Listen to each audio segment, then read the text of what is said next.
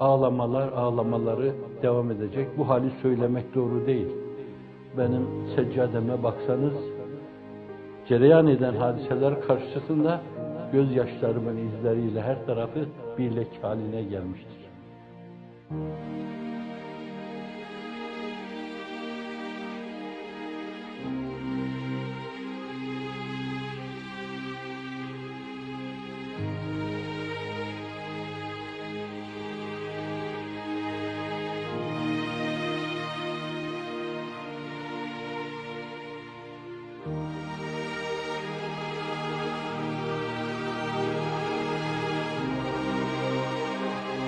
Aylardan beri ağlamadan başka bir şey bilmiyorum. Sadece o kadar. Eğer bunlar samimi nezd-i ruhiyetinde bir kıymet ifade ediyorsa, Ya Rabbi, sen cehennemi bile gözyaşlarıyla söndürüyorsun. İslam dünyasında öne alınmayan bu yangın üzerine bir de elinde benzinle giden insanların mevcudiyeti karşısında sen samimi insanların gözyaşlarıyla bu korkunç yangını söndür. Görmeyen o kör gözleri aç Allah'ım.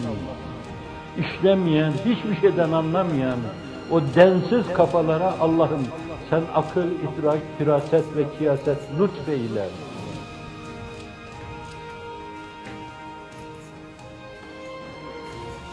Artık yeter bu kadar insanları, kahvelerde oturup hiçbir şey bilmeyen insanları, zavallı muhtarları kandırmak suretiyle toplumu sürü gibi arkalarından sürüklenmeleri, Allah'ım buna meydan verme demeliyiz.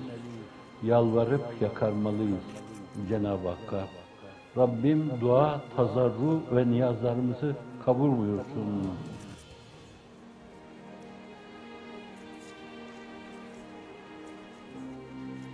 Uyuşturucu ilk mekteplere kadar inmesi hadisesi karşısında acaba ciddi bir infial gösterdik mi? Ne kadar bir infial? Gayet masum şuna buna burs veren insanların altına bir şakî takip ediyor gibi eslerle yürüdüğünüz ölçüde en azından bu meseleye yakın takibi aldınız mı?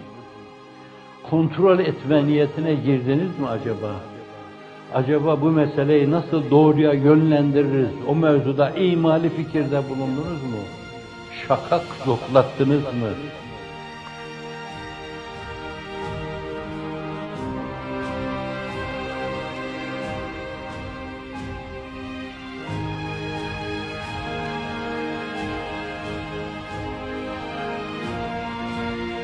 Yese düşmemeli, inkisar yaşamamalı. Benim inkisarlarıma da belki iştirak etmemeli. Ama bir şeye iştirak edebilirsiniz. Siz de gece kalkın, 8-10 rekat teheccüd namazı kılın.